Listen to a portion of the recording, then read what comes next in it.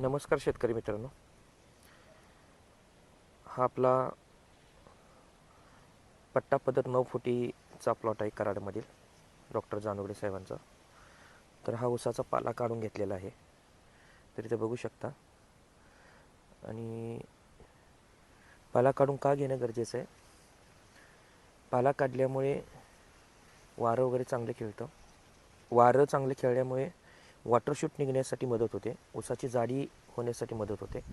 आणि इथे बघू शकताय तुम्ही, सुंदर असा हा प्लॉट आहे. आत्ताच 2 दिवसापूर्वी हा पाला काढून घेतलेला आहे. असे 4.5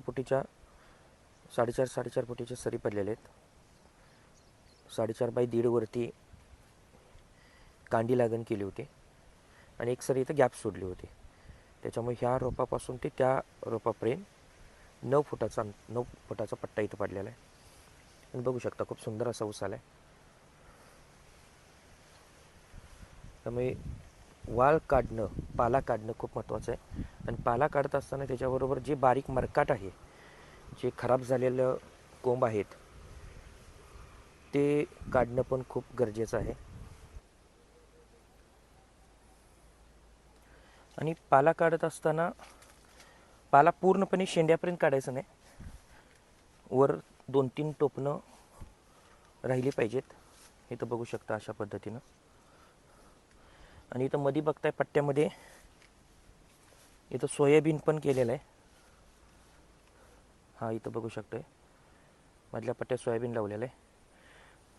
आणि एक 15-20 दिवसानं हा थोडासा इकडला ऊस, हा जो ऊस आहे ते दोन्ही साईडला थोडासा दाबल्यामुळे सूर्यप्रकाश सोयाबीनला पण चांगला भेटेल. त्यामुळे तो सोयाबीनचं पण आंतरपीक आपल्याला इथं मिळू शकतं. सुंदर असा प्लॉट आलेला आहे. आणि पूर्ण ट्रीटमेंट ही बायोड्रीमची आहे. ऊसाचं पान वगैरे तुम्ही इथं बघू शकता, ऊसाची काळोखी वगैरे बघू शकता. फुटव्यांची संख्या खूप चांगल्या पद्धतीनं आहे.